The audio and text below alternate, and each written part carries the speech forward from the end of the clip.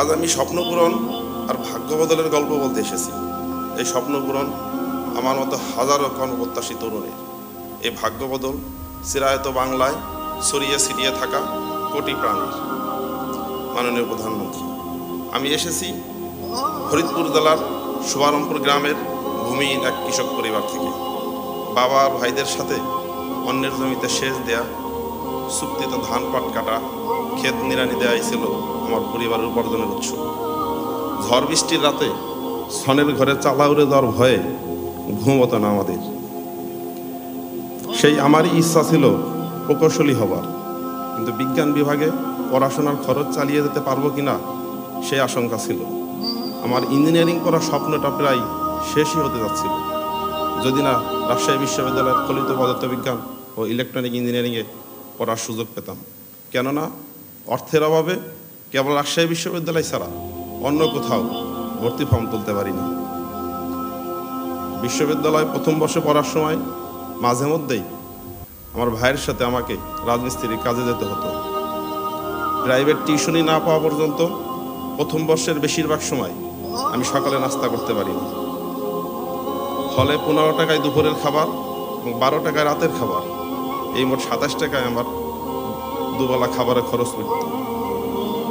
রাতের খাবার থেকে পরদিন দুপুর পর্যন্ত প্রায় 18 ঘন্টা না খেয়ে থেকে আমার মনে আছে ল্যাব থেকে আসার সময় ক্ষুধায় বাঁকা হয়ে যেতাম আমি।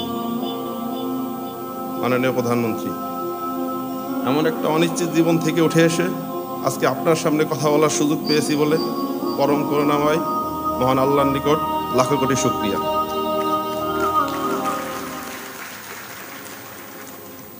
বিশ্ববিদ্যালয় পড়ুয়া অসংখ্য তরুণের মতো আমারও স্বপ্ন ছিল সিভিল সার্ভিসের চাকরি।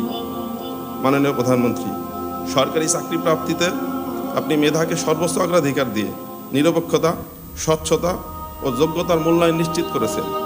ফলে 40তম বিসিএস পরীক্ষায় উত্তীর্ণ হয়ে প্রজাতন্ত্রের কর্মচারী হিসাবে জনগণের সেবায় নিয়োজিত হবার সুযোগ পেয়ে মাননীয় প্রধানমন্ত্রী আপনাকে জানাই আন্তরিক কৃতজ্ঞতা।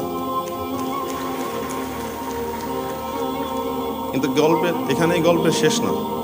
2020 সালের আগস্ট মাসের 3 তারিখে আমার প্রথম চাকরিতে যোগদানের দিনই আব্বার ফুসফুসে ক্যান্সার ধরা পড়ে।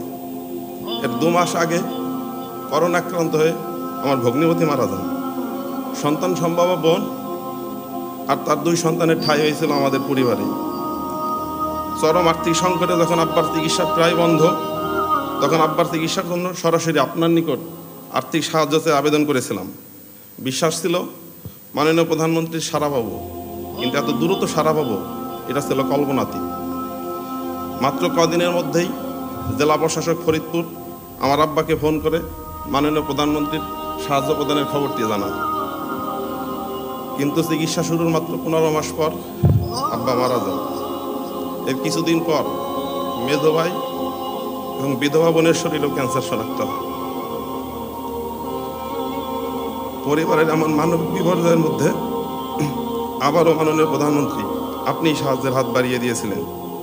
আমাদের বিপদে সাহায্যকারী হিসাবে বারবার আবির্ভূত হওয়া মমতাময় প্রধানমন্ত্রীকে সরাসরি কৃতজ্ঞতা জানানোর সুযোগ পেয়ে আমি নিজেকে সৌভাগ্যবান মনে করছি। মাননীয় প্রধানমন্ত্রী, আপনি দেশের উন্নয়নে মেগা প্রকল্পগুলো বাস্তবায়ন করে দেশকে বিশ্বের দরবারে নতুন রূপে পরিচিত করেছেন। পদ্মা সেতু বাস্তবায়ন করে দক্ষিণবঙ্গের মানুষের ভাগ্য বদলে দিয়েছেন। আমি গ্রামে যাই পদ্মা সেতু পাড়ি দিয়ে, অসুস্থ বাবাকে নিয়ে ফেরিতে পদ্মা পাড়ি দিয়ে ঢাকায় আসার পথে আব্বাকে বলতাম, আব্বা আর কটা দিন কষ্ট করেন, ইনশাআল্লাহ কেমোথেরাপির এই ধকল নিয়ে আপনাকে আর ফেরির জন্য অপেক্ষা করতে হবে না। এখন চোখে সেই প্রমত্ত পদ্মা এখন চোখের পলকে পার হয়ে যাওয়ার সময় আমি অনুভব করতে পারি আপনি কিভাবে দেশের মানুষের চিরায়ত দুঃখের গল্পগুলোকে আনন্দের আখ্যানে পরিণত করেছেন। 2041 সালের মধ্যে এদেশকে স্মার্ট বাংলাদেশ তথা বঙ্গবন্ধুর স্বপ্নের সোনার বাংলায় রূপান্তরের যে নিরন্তর প্রচেষ্টায় আপনি আত্মনিয়োগ করেছেন, আপনাকে আমরা কথা দিতে চাই আমরা হব সেই স্বপ্নরথের সারথি।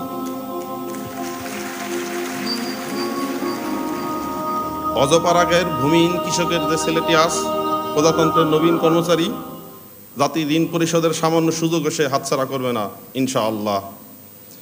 পরিশেষে মাননীয় প্রধানমন্ত্রী জাতির পিতার স্বপ্নের সোনার বাংলা বিনির্মাণে নিজেকে যেন নিয়োজিত রাখতে পারি, সেই দোয়া ও আশীর্বাদ চেয়ে আমার বক্তব্য এখানে শেষ করছি। সবাইকে ধন্যবাদ। জয় বাংলা।